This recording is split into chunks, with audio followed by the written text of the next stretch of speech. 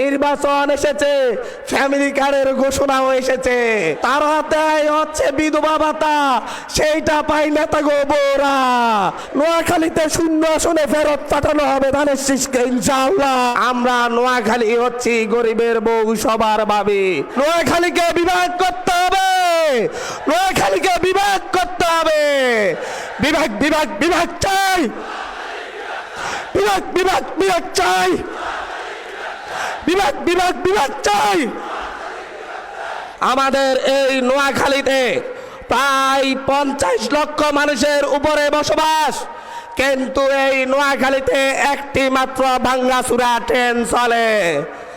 আর কত বঞ্চনা সইতে হবে এই নোয়াখালীর মানুষকে।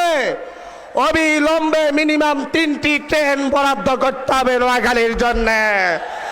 নোয়াখালীর রেল লাইন চেয়ারম্যান ঘাট পর্যন্ত প্রসারিত করতে হবে। আমরা নোয়াখালী অঞ্চলের মানুষ এখনো বিমানবন্দর পাচ্ছি না, অথচ ছোট ছোট জেলা শুধুমাত্র বড় নেতার জন্মভূমি হওয়ার কারণে বিমানবন্দর পেয়ে গেছে।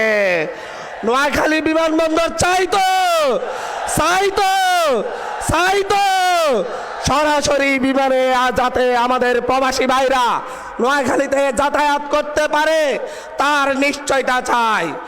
এই নোয়াখালীতে এখন পর্যন্ত কোনো অর্থনৈতিক জোন গড়ে তোলা হয় নাই।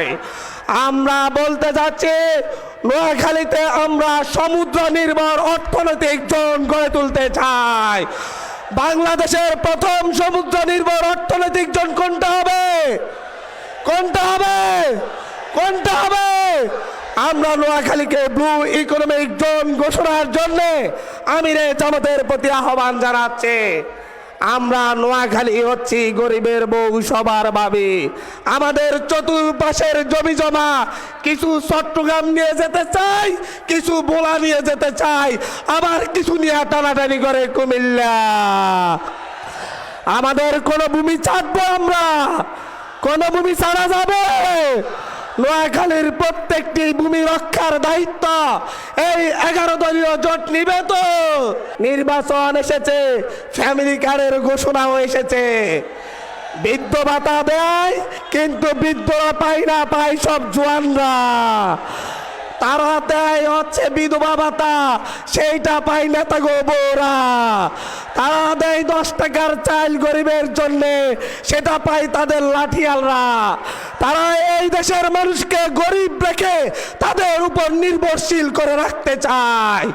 আমরা এমন একটা বাংলাদেশ করতে চাই যেই বাংলাদেশে ফ্যামিলি কার্ড নেওয়ার লোকই থাকবে না, সবাই স্বাবলম্বী হবে। পরিবর্তন আসবে, আসবে।